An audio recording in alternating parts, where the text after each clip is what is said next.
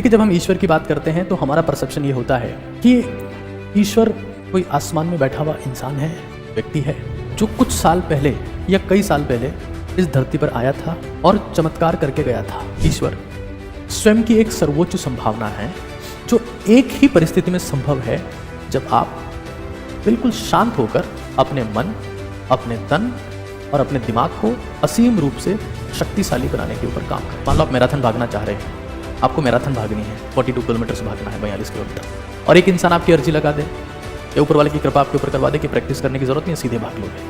ये संभव नहीं हो सकता दोस्त, क्योंकि मेरा काम सिर्फ एक है, हिंदुस्तान को ओजस्वी, तेजस्वी, तपस्वी बनाना। और चाहे मुझे जो कहे, चाहे मुझे जो जितना जैसा कहे, मैं इस मिशन को हासिल करके रहूंगा। ओजस्वी, तेजस्वी, तपस्वी भारत। और ओजस्वी, तेजस्वी, तपस्वी भारत के लोग अंधविश्वास के दम पर नहीं चलेंगे। उनके पास में तर्क होगा, बुद्धि होगी, शक्ति होगी, निर्णय लेने की क्षमता होगी।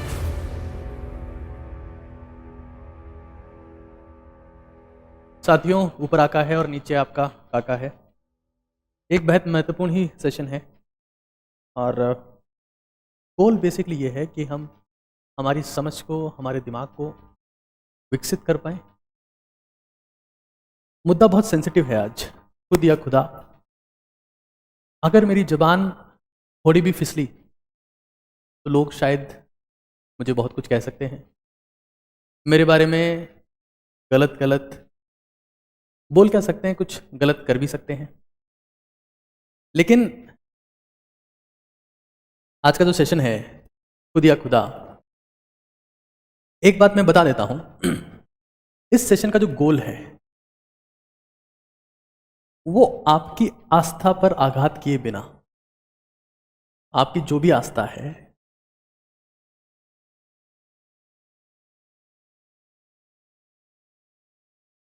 आपकी अपने आप में, आपकी स्वयं में आस्था विकसित करना है। और ये बहुत इंपॉर्टेंट मुद्दा है, आपकी स्वयं में आस्था विकसित करना है। जो कहीं ना कहीं, जो आजकल के युवा लोग हैं उनमें भी मिसिंग है, जो बुजुर्ग हो चुके हैं उनमें भी मिसिंग है। तो 5 साल का बच्चा तो शायद नहीं समझ पाएगा, 15 साल से लेकर 95 साल तक के जितने भी लोग हैं, और 95 क्यों, हमारे देश में अगर 105 साल के लोग भी हैं तो भी ये मुद्दा ऐसा है जो हर किसी को समझना चाहिए। फिर मैं बात जो भी लिखूंगा रिटर्न फॉर्मेट में लिख देता हूं। आज के सेशन में जितने भी विचार हैं वो किसी भी लेखक के या किसी भी धार्मिक ग्रंथ से प्रेरित नहीं है, ना किसी लेखक के हैं और ना किसी धार्मिक ग्रंथ से प्रेरित हैं।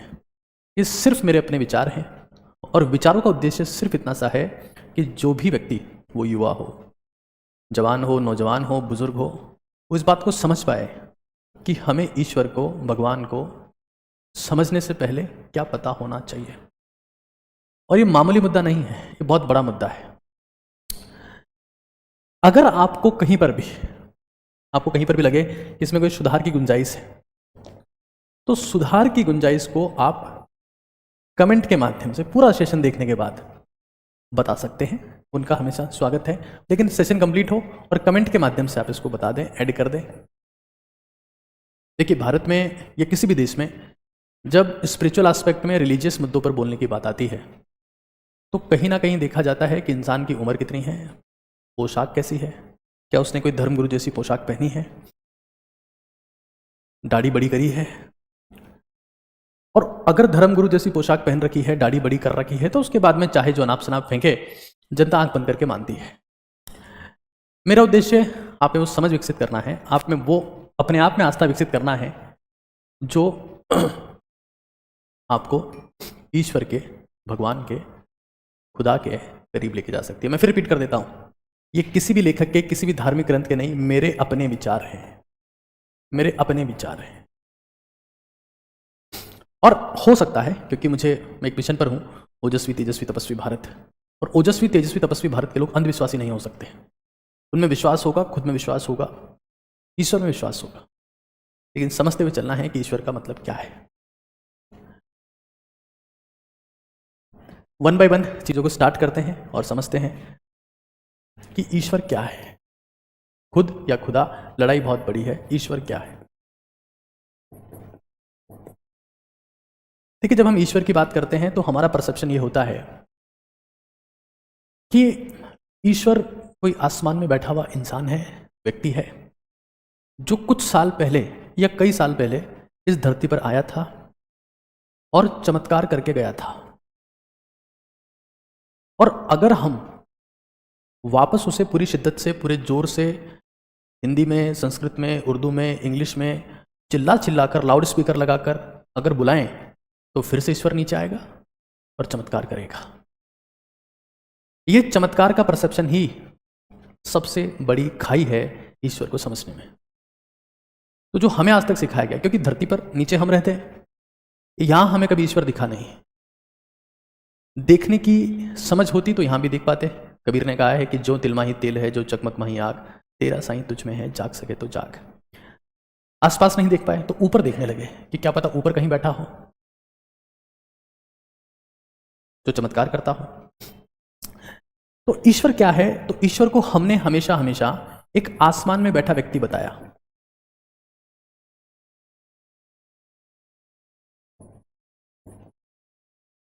जो चमत्कार करता है। आप कहीं पर भी, मैं इस मुद्दे के ऊपर मैंने कई किताबें पढ़ी, मैंने कई जगह पर रिसर्च किया, मुझे यही मिला, चाहे कोई सा भी धर्म हो, हर जगह चमत्कार चमत्कार चमत्कार जोड़ा गया। और जितना नया धर्म है उतना ज्यादा चमत्कार से जोड़ने की कोशिश की गई है। आसमान में बैठा व्यक्ति है जो चमत्कार करता है, और उसी को बुलाने के लिए धरती पर चीख पुकार मची हुई है। जितना जोर से चिल्लाओ उतनी जल्दी नीचे आएगा और हमारे जीवन में गरीबी, दुख, समस्याएं सब कुछ खत्म कर देगा। ये चमत्कार की शुरुआत कहां से होती है, एक बात समझिएगा। एक बहुत सिंपल सा केस मैं आपको बताता हूं। मान लो 3 टाइप की क्लासेस हैं। एक मेडिटेशन की क्लास है जिसमें ध्यान के बारे में सिखाया जाता है। आप जब वहां पर पूछोगे कि अब ध्यान करने कितने लोग आते हैं या कितने लोग इस संस्था के पंजीकृत सदस्य हैं, रजिस्टर्ड मेंबर हैं, तो वो आपसे कहेंगे कि 200 लोग हैं, 25-30 लोग आते हैं। और जब उन 25-30 लोगों का इंटरव्यू लोगे, साक्षात्कार लोगे, तो आप ये समझोगे कि मुश्किल से 5 या 10 लोग ऐसे हैं जिनको शांति प्राप्त हुई। अगर आप किसी फिटनेस क्लब को देखते हैं, किसी जिम को देखते हैं, किसी जिम ऑनर से बात करते हैं, आप उससे पूछते हैं कि जिम के कितने मेंबर्स हैं, आपको वो कहेगा कि 1000 मेंबर्स हैं। आते कितने हैं? बोले साहब 200 आते हैं। बॉडी कितनों की बनी? 15-20 की। मान लेते हैं कि हिंदुस्तान में कोचिंग का भी एक ट्रेंड है, हाँ? और आप कोचिंग के लिए आप किसी संस्थान के बाहर जाकर वहाँ के बच्चों से पूछते हैं कि संस्थान में कितने बच्चे हैं, तो आपसे कहेंगे कि बहुत सारे। आते कितने? बोले कम ही आते हैं। सिलेक्शन कितनों का हुआ? और कम का हुआ। और जो यहां पर आप देख रहे हैं, जो सीरियसली कंसिस्टेंसी के साथ चीजें फॉलो कर रहे हैं, वो मात्र 3 से 4% है। जो बाकी रह गए 96 to 97%, ये चमत्कार के भरोसे बैठ जाते हैं। ये चमत्कार के भरोसे हैं कि जीवन में चमत्कार होगा, ईश्वर को रिश्वत दो और बस मिल गया, ईश्वर चमत्कार कर दिया। और इसी चमत्कार को भुनाते हैं कई लोग। दुनिया में 2 टाइप के लोग हैं। एक वो जो जादूगर है। जादूगर ये कहता है कि भाई देखो, मैं जो कुछ भी कर रहा हूं वो एक जादू है और मैं आपसे 100 रुपए लूंगा या 150 रुपए लूंगा, मेरा जादू है। दूसरे वो हैं, मतलब जादूगर की कुछ फीस है कि भाई, या टिकट प्राइस, आप कह सकते हैं टिकट प्राइस है। फीस कहना तो उचित नहीं होगा, टिकट है कि भाई ये आप ले लो। और कुछ धर्मगुरु हैं जिनको पता कुछ नहीं है, जिनको खुद को ईश्वर नहीं मिला है। वो ये कहते हैं कि जो मैं कर रहा हूं वो चमत्कार है और इससे तुम्हारी जिंदगी बदल सकती है। और वो आपसे सिर्फ 100-150 रुपए नहीं लेते, वो आपसे पूरी जिंदगी ले लेते हैं। आपका घर है, परिवार है, दौलत है, जमीन है, जो कुछ भी है, वो सब कुछ आपसे ले लेते हैं और कनेक्ट करते हैं, है ना। इनकी कोई फीस नहीं है, ये असीम है, असीम। और तभी आप देखेंगे धर्मगुरु बहुत अमीर है, बहुत अमीर है। क्यों? क्योंकि ये जनता, ये 96 to 97% ये चमत्कार के चक्कर में चक्कर काट रही है। ईश्वर धर्मगुरु को भी नहीं मिला है, लेकिन वो बातें कर रहे हैं। लेकिन यहां पर हम उन लोगों की बातें भी करने वाले हैं जिनको ईश्वर मिला है और उन्होंने क्या कहा है, यह समझना भी उतना ही जरूरी है। मैं आपसे फिर कहूंगा कि जब आप इस सेशन को देख रहे हैं तो प्लीज अपने पेरेंट्स के साथ में, अपने बड़े बुजुर्गों के साथ में ही इस सेशन को देखने के लिए बैठें और चीज़ों को समझें कि कैसे हम ईश्वर के करीब जा सकते हैं। ईश्वर के करीब जाने का मतलब है निरंतरता, शांति। उसकी बात हम लोग आगे अभी करने वाले हैं। तो धर्मगुरु जो है वो असीम संपदा कमा लेते हैं, क्योंकि ये चमत्कार चमत्कार चमत्कार बोल बोलकर अथाह भीड़ इकट्ठा वहां पर कर लेते हैं। तो आप समझ पा रहे होंगे। अच्छा, क्या होता है? धरती पर दो टाइप के लोग हैं, समझना। धरती पर दो टाइप के लोग हैं। पहले लोग वो हैं जो नास्तिक हैं, हाँ, एथेइस्ट। नास्तिक या एथेइस्ट का मानना यह है कि भाई देखो, कोई भगवान भगवान नहीं होता है, ये सब बकवास बातें हैं।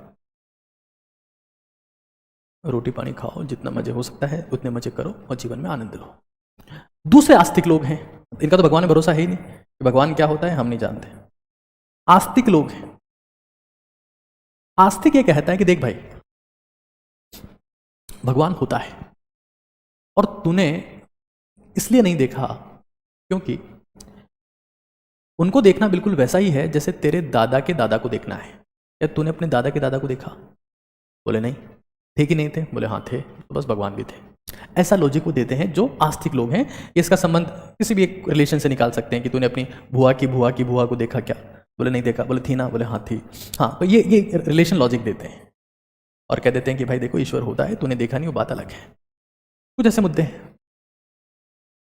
अब इंपॉर्टेंट चीज क्या है? इस धरती पर ईश्वर दो प्रकार के हैं। ईश्वर दो प्रकार के। एक वो जिन्होंने अवतार लिया। दूसरे वो जो प्रकट नहीं हुए, अवतार नहीं लिया, पैदा हुए। डिफरेंस समझ रहे हैं आप? धरती पर जिनको भी हम ईश्वर मानते हैं या भगवान मानते हैं, वो दो प्रकार के हैं। एक वो जिन्होंने अवतार लिया, दूसरे वो जो पैदा हुए। अवतार लेने वाले ऊपर से नीचे आए थे और पैदा हुए जो, वो नीचे से ऊपर उठे थे। इनमें कौन है? इनमें बुद्ध है। इनमें कौन है? इनमें नानक है। इनमें कौन है? इनमें महावीर जैन है, महावीर है। मतलब ये सामान्य इंसान के तौर पर पैदा हुए थे, इंसान के तौर पर। और मैं ये सेशन इंसानों के साथ में ले रहा हूं, तो मेरी जिम्मेदारी है कि मैं इंसानों को इंसानों की भाषा में समझाऊं। ठीक है। अब अवतार लेने वाले कुछ महापुरुष कौन से हैं वो भी बता दे रहा हूं। उनमें भगवान श्री राम आते हैं, भगवान श्री कृष्ण आते हैं। इंपॉर्टेंट चीज क्या है कि जो इंसान के रूप में पैदा हुए हैं, जिनका इंसानी अस्तित्व था, वो क्या कहते हैं कि ईश्वर क्या है? तो उन्होंने एक ही चीज कही, ईश्वर एक स्वयं की सर्वोच्च संभावना है। स्वयं की सर्वोच्च संभावना है। ईश्वर स्वयं की एक सर्वोच्च संभावना है जो एक ही परिस्थिति में संभव है, जब आप बिल्कुल शांत होकर अपने मन, अपने तन और अपने दिमाग को असीम रूप से शक्तिशाली बनाने के ऊपर काम करें। ईश्वर स्वयं की सर्वोच्च संभावना है जो एक प्रकार की ऊर्जा है, और ये कब आपको हासिल होगी? जब अपने मन, अपने तन, अपने दिमाग पर काम करें। इनका ये कहना है, मतलब जो धरती पर इंसान के रूप में पैदा हुए, वो ये कहते हैं कि भाई देखो, ईश्वर एक ऊर्जा है। ईश्वर एक ऊर्जा है और यही ऊर्जा आपको सर्वोच्च संभावना की ओर ले जा सकती है। और वो ये भी कहते हैं कि इसमें आपको अपनी अर्जी खुद लगानी पड़ेगी। अगर कोई और अर्जी लगा रहा है तो बात फर्जी है। इंसान, ऐसा कैसे हो सकता है कि कोई एक इंसान आपको किसी दूसरे इंसान को भगवान तक पहुंचा दे? नहीं हो सकता। ये बिल्कुल वैसा ही है जैसे मान लो आप मैराथन भागना चाह रहे हैं, आपको मैराथन भागनी है, 42 किलोमीटर से भागना है, 42 किलोमीटर, और एक इंसान आपकी अर्जी लगा दे या ऊपर वाले की कृपा आपके ऊपर करवा दे कि प्रैक्टिस करने की जरूरत नहीं है, सीधे भाग लोगे। ये संभव नहीं हो सकता दोस्त, ये असंभव काम है। तो हमें ये चीज समझ लेनी है कि ईश्वर एक ऊर्जा है जो आपको सर्वोच्च संभावना की ओर ले जा सकता है, सर्वोच्च संभावना की ओर। और ये आपके दिमाग में हमेशा के लिए सेट हो जाए। एक और बात दिमाग में रहे कि बुद्ध ने कहा, बुद्ध ने सीधा कहा कि जिंदगी में अगर आप अपनी श्वास पर ध्यान देते हैं तो आप शांत हो जाएंगे। शांत हो जाएंगे तो आप स्थिर हो जाएंगे। और जब स्थिर हो जाएंगे तो आप ईश्वर के सबसे करीब होंगे। मैं किसी भी रिलीजन का प्रमोशन यहां नहीं कर रहा हूं, मैं खुद हिंदू धर्म से बिलोंग करता हूं और मैं सिर्फ ये सिखाने आया हूं आपको कि आप स्वयं में आस्था कैसे विकसित कर सकते हैं। क्योंकि मेरा काम सिर्फ एक है, हिंदुस्तान को ओजस्वी, तेजस्वी, तपस्वी बनाना। और चाहे मुझे जो कहे, चाहे मुझे जो जितना जैसा कहे, मैं इस मिशन को हासिल करके रहूंगा।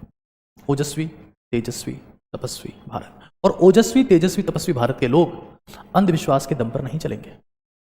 उनके पास में तर्क होगा, बुद्धि होगी, शक्ति होगी, निर्णय लेने की क्षमता होगी।